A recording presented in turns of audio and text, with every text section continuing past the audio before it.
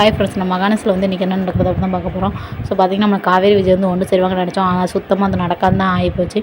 So பார்த்திங்கன்னா நம்ம விஜய் வந்து காவேரி கூப்பிட்றக்கா அவங்க வீட்டுக்கு வந்திருக்காங்க இல்லையா. ஸோ வந்தோன்னே பார்த்திங்கன்னா அவங்க அம்மா வந்து விட மாட்டாங்க. ஏன்னா அவங்க சித்தி அவங்க பாட்டி வந்து ஏற்கனவே வந்து விஜய் அவங்க பாட்டியும் விஜய் அவங்க சித்தியை வந்து சொல்லிட்டு போயிட்டாங்க இல்லையா.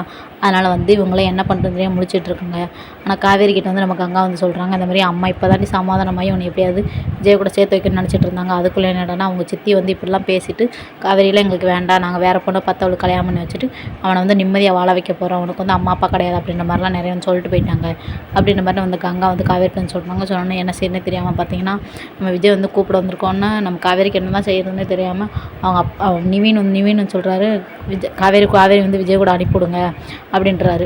அப்போ குமரன் அப்படியே சொல்லவும், அப்போ நீங்கள் எல்லோரும் பிளான் பண்ணி தான் இப்படிலாம் செய்கிறீங்களா அப்படின்ற மாதிரி நம்ம காவேரி அவங்க அம்மா வந்து நம்ம வந்து திட்டினோன்னு பார்த்திங்கன்னா, ஸோ இப்போ நான் என்ன தான் பண்ணுறது, என் வாழ்க்கை ஏன்டா இப்படி இருக்கும் அப்படின்ற மாதிரி சொல்கிறாங்க. சொன்னோன்னு பார்த்திங்கன்னா நம்ம காவேரி வந்து பேசுகிறாங்க, இனிமேல் நானும் எனக்கே உங்கள் கூட வாழணும் இஷ்டம் தான், நானே கிளம்பி போயிருக்க மாட்டேனா, எனக்கு வாழ உங்க கூட இஷ்டம் இல்லை, அதனால் நான் வரல, நீங்களே போயிருங்க, நான் நல்லாயிருக்கும்னு நினச்சேன்னா தயவுசெய்து இப்போயே நீங்கள் கிளம்பி போயிருங்க அப்படின்ற மாதிரி நம்ம காவேரி வந்து பயங்கரமாக திட்டுறாங்க.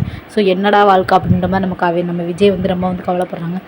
தயவுசெய்து போயிருங்க, எனக்கு நீங்கள் வேண்டாம் அப்படின்ற மாதிரி, நீங்கள் வேறு நல்ல பொண்ணை பார்த்து வந்து கல்யாணம் முடிச்சு சந்தோஷமாக இருங்க, உங்கள் வாழ்க்கையில் இனிமேல் நான் வரமாட்டேன் அப்படின்ற மாதிரி நம்ம காவேரி வந்து சொல்கிறாங்க. சொன்னோன்னு பார்த்திங்கன்னா சொல்லிட்டு வந்து வீட்டுக்குள்ளே வந்து பயங்கரமாக அழுகுறாங்க.